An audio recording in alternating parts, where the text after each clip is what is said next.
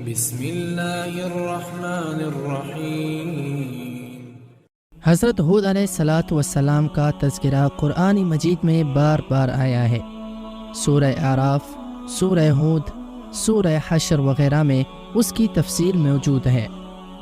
حضرت نوح علیہ السلام کی اولاد مدتوں تک دنیا میں بسی اور آہستہ آہستہ پھر خدا تعالیٰ کو بھول گئی۔ شیطان نے پھر ان کو بہکا کر بتوں کی پوجا پر لگا دیا۔ خداوند تعالیٰ جو اپنے بندوں پر بڑا رحم کرنے والا ہے، اس نے پھر حضرت ہود علیہ السلام کو اپنا پیغمبر بنا کر ان لوگوں کے پاس بھیجا، اور انہوں نے اپنی قوم سے جو عاد کہلاتی تھی کہا کہ تم خدا ہی کی عبادت کرو، اس کے سوا تمہارا کوئی معبود نہیں ہے۔ میں تم سے اس وعظ و نصیحت کے بدلے کوئی مزدوری یا اجرت نہیں مانگتا، مجھے اس کا بدلہ تو وہ دے گا جس نے مجھے پیدا کیا ہے۔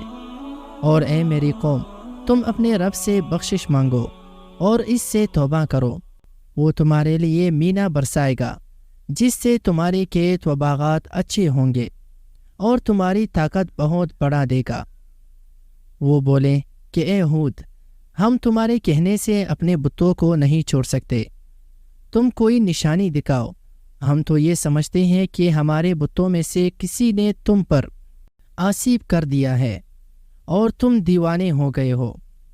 حضرت ہود علیہ السلام نے کہا کہ تم سب مل کر میرے لیے جو تدبیر کرنی چاہو کر لو اور مجھے مہلت بھی نہ دو، میں خدا پر بھروسہ رکھتا ہوں جو میرا اور تمہارا پروردگار ہے۔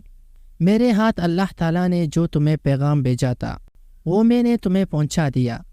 اگر تم میرا کہنا نہ مانو گے تو اللہ پاک تمہاری جگہ اور لوگوں کو بسا دے گا اور تم خداوند تعالیٰ کا کچھ نقصان نہیں کر سکتے۔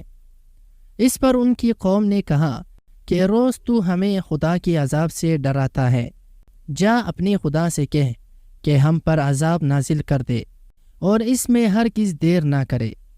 حضرت ہود علیہ السلام پر جو ایمان لائے تھے وہ غریب اور کمزور تھے، اور جو کافر تھے وہ مالدار اور سردار تھے۔ ان سب نے حضرت ہود علیہ السلام کا مذاق اڑایا۔ آسمان پر ایک بادل نمودار ہوا جسے دیکھ کر یہ سمجھے کہ بارش ہونے والی ہے۔ حضرت ہود علیہ السلام کو اللہ تعالیٰ نے بتا دیا تھا کہ یہ عذاب ہے، چنانچہ وہ ایماندار لوگوں کو لے کر بستی سے باہر چلے گئے۔ اس بادل کے بعد آندھی آئی جو 8 دن اور 7 رات تک متواتر چلتی رہی، یہاں تک کہ سب کافر مر گئے اور نیست و نابود ہو گئے۔